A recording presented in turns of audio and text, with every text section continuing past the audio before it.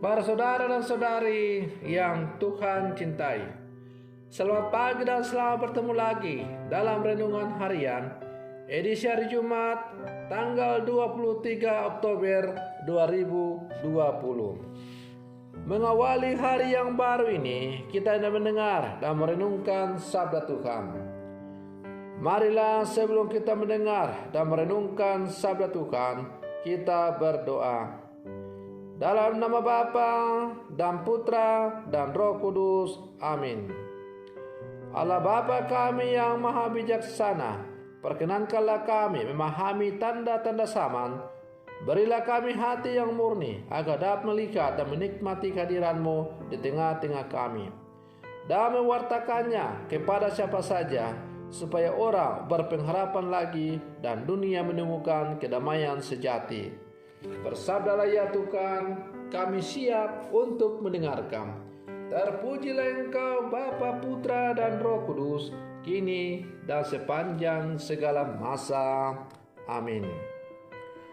Para saudara dan saudari yang Tuhan cintai, sabda Tuhan yang hendak kita dengar dan kita renungkan untuk mengawali hari yang baru ini diambil dari Injil Lukas pasal 12 ayat 54 sampai 59. Tuhan sertamu. Inilah Injil Tuhan kita Yesus Kristus menurut Santo Lukas. Pada suatu ketika, Yesus bersabda kepada orang banyak, apabila kalian melihat awan naik di sebelah barat, segera kalian berkata, akan datang hujan, dan hal itu memang terjadi. Dan apabila kalian melihat angin selatan bertiup, kalian berkata, hari akan panas terik, dan hal itu memang terjadi. Hai orang-orang munafik, kalian tahu menilai gelagat bumi dan langit, tetapi mengapa tidak dapat menilai zaman ini? Dan mengapa engkau tidak memutuskan sendiri apa yang benar? Jika engkau dengan lawanmu pergi menghadap penguasa, berusahalah berdamai dengan dia selama di tengah jalan. Jangan sampai ia menyeret engkau kepada hakim, dan hakim menyerahkan engkau kepada pembantunya, dan pembantu itu melemparkan engkau ke dalam penjara. Aku berkata kepadamu, engkau takkan keluar dari sana sebelum melunasi hutangmu. Demikianlah Injil Tuhan. Para saudara dan saudari yang Tuhan cintai, alam selalu memberi sinyal peringatan sebelum suatu peristiwa alam terjadi. Misalnya gempa bumi, air bah, dan lain-lain. Air yang tiba-tiba surut memberi pertanda datangnya tsunami. Ketika cuaca bertambah panas secara tidak biasa, kita bisa menduga akan turun hujan dan sebagainya.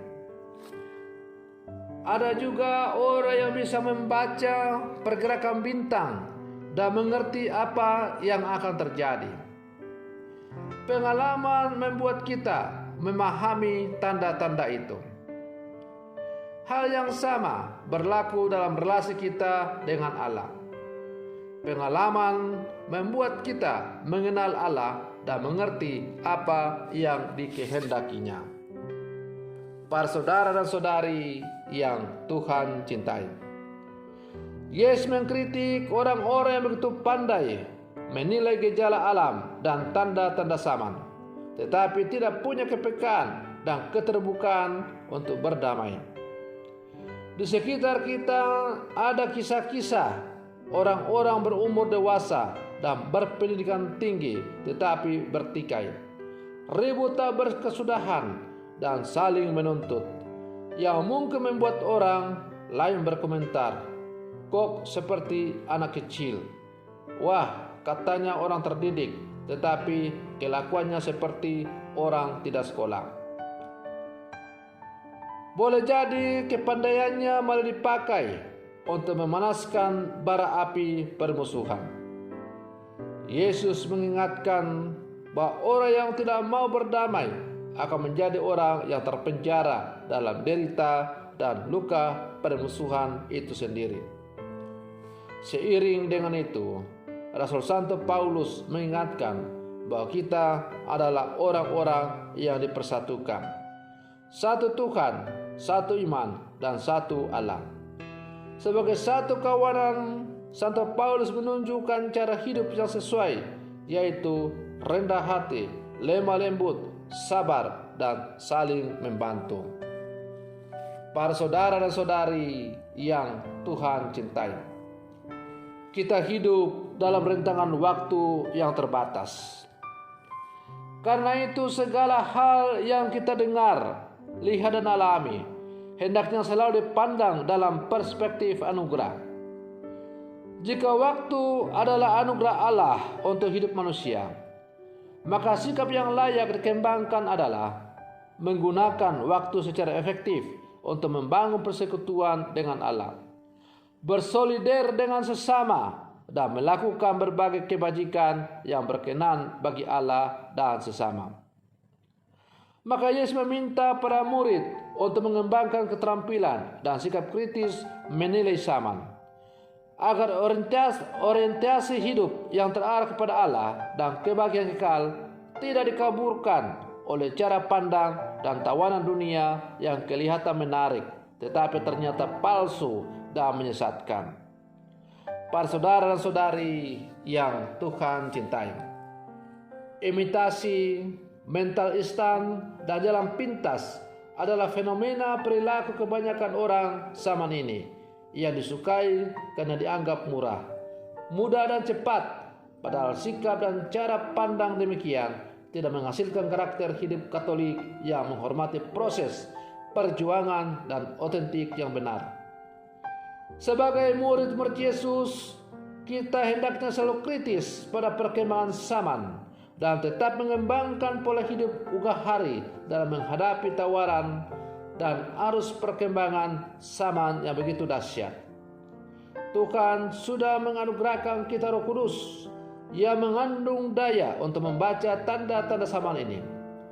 Orang yang masa bodoh dan tidak peduli dengan perkembangan zaman dan tidak terbuka hati membaca tanda-tanda zaman dengan kritis adalah tanda orang yang munafik, yang tidak mau keluar dari zona kenyamanan dirinya sendiri dan tidak percaya pada kuasa Roh Allah. Maka Yesus pun menegur kita saat ini, hai orang-orang munafik, rupa bumi dan langit kamu tak melihatnya, mengapa kamu tidak dapat menilai zaman ini? Para saudara dan saudari yang Tuhan cintai, sebagai murid-murid Yesus yang hidup zaman sekarang, hendaklah kita bijaksana dalam menyikapi setiap persoalan hidup yang kita hadapi, supaya pada akhirnya kita bisa menjalani kehidupan di muka bumi ini dengan penuh kebijaksanaan, karena kita selalu berjalan bersama dengan alam. Maka semoga perenungan saya di pagi hari ini semakin menghantar kita untuk menjadi orang-orang yang bijak dalam menyikapi setiap pergumulan hidup yang kita hadapi. Semoga demikian. Selamat pagi. Tuhan Yesus memberkati.